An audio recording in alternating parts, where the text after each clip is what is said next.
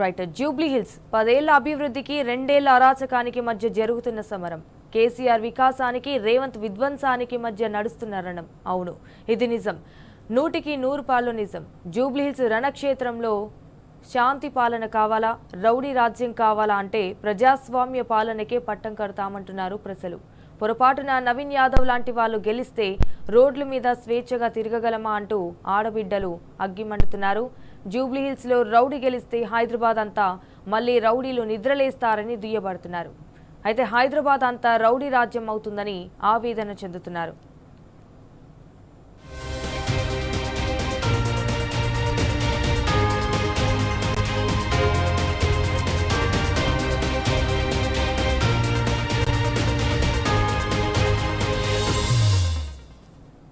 అయితే జూబ్లీహిల్స్ ఉప ఎన్నికలో కాంగ్రెస్ పార్టీ పోలీసు యంత్రాంగాన్ని గూండాయిజాన్ని నమ్ముకుంది. తన తండ్రి లాగానే కాంగ్రెస్ పార్టీ అభ్యర్థి కూడా భయపెడతానంటే ప్రజలు ఇంకా భయపడే స్థితిలో ఉన్నారా? అటువంటి రౌడీలను గూండాలను ఎప్పుడో తరిమి కొడతామంటూ తిరగబడుతున్నారు. అయితే డెమోక్రసీలో ఉన్నామన్న విషయాన్ని మర్చిపోవద్దంటూ కాంగ్రెస్ పార్టీని తూర్పారపడుతున్నారు. ఒక్కసారి తిరుగుబాటు వచ్చిందంటే ఆ ఉప్పెన ముందు ఎవరు తట్టుకోగలరా అంటూ కూడా హెచ్చరిస్తున్నారు.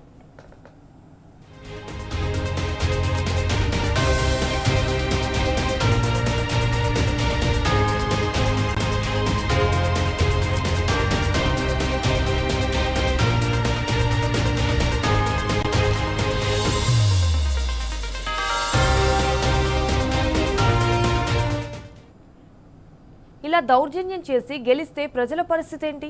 నవీన్ అనుచరులు డ్రగ్స్ మత్తులో ప్రచారం చేస్తున్నారని ఆరోపణలు వినిపిస్తున్నాయి.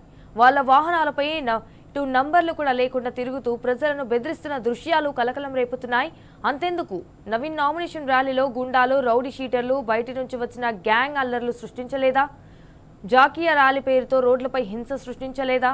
బస్తీల్లో బెదిరింపులు, ప్రజల్లో భయం వాతావరణం సృష్టించలేదా? మాటల దాడులు, బస్తీల్లో కత్తులతో ప్రదర్శనలు, మహిళలతో అసభ్య ప్రవర్తన, పోలీసుల ముందే అహంకారం, ఇది రాజకీయమా లేక గూండారాజ్యమా అని జూబ్లీహిల్స్ ప్రజలు భగ్గుమంటున్నారు.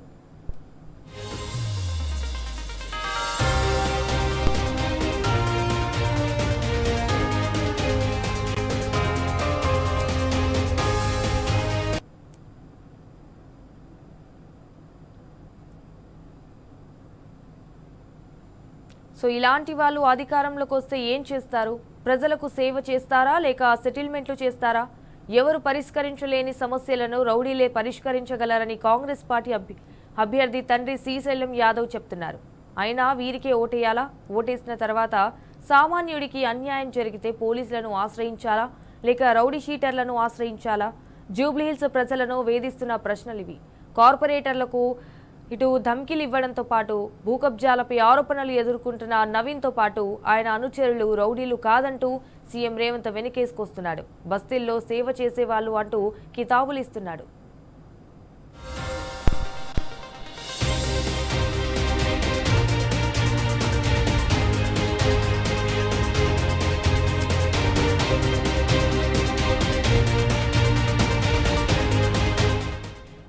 అదిగాక తనపై 7 క్రిమినల్ కేసులున్నట్టు నవీన్ స్వయంగా వెల్లడించారు. బెదిరింపులు, మోసాలు, అల్లర్లు, విశ్వాసఘాతుకం, నిబంధనల ఉల్లంఘన వంటి నేరాలకు గాను తనపై కేసులు నమోదైనట్లు చెప్పుకొచ్చారు.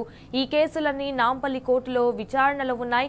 ఎన్నికల ప్రచారం సందర్భంగా తనపై పెట్టిన కేసులన్నీ రాజకీయ దురుద్దేశంతోనేనని నవీన్ యాదవ్ చెప్తున్నారు. సో దీనిపైన జూబ్లీహిల్స్ ప్రజలు పెద్ద ఎత్తున చర్చించుకుంటున్నారు. ఇంకో విషయం ఏంటంటే నవీన్ పై నమోదైన కేసులన్నీ జూబ్లీహిల్స్ పరిధిలో జరిగిన నేరాలకు సంబంధించినవే. అండ్ మరోవైపు నవీన్ యాదవ్ తండ్రి చిన్న శ్రీశైలం యాదవ్, బాబాయ్ రమేష్ యాదవ్ రౌడీ షీటర్లుగా మధురానగర్ పిఎస్లో నమోదై ఉన్నారు.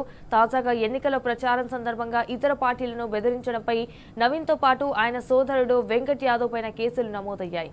ఇటువంటి వ్యక్తి ప్రజాసేవ చేస్తానంటూ ఎన్నికల్లో పోటీ చేయడం ఆందోళనకరమని ప్రజలు అంటున్నారు.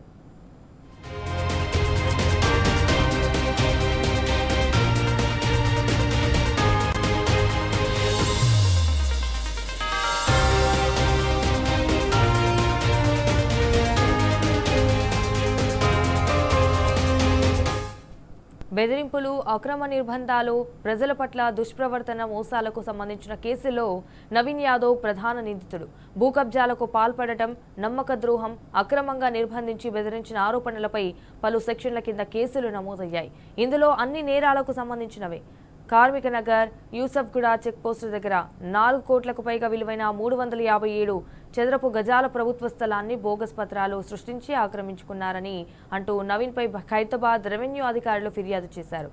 అయితే ప్రభుత్వ స్థలాలని ఆక్రమించుకునే ప్రయత్నంతో పాటు పలు భూకబ్జా వివాదాల్లో నవీన్ పాత్ర ఖచ్చితంగా ఉంటుందని నియోజకవర్గంలో చర్చ జరుగుతోంది.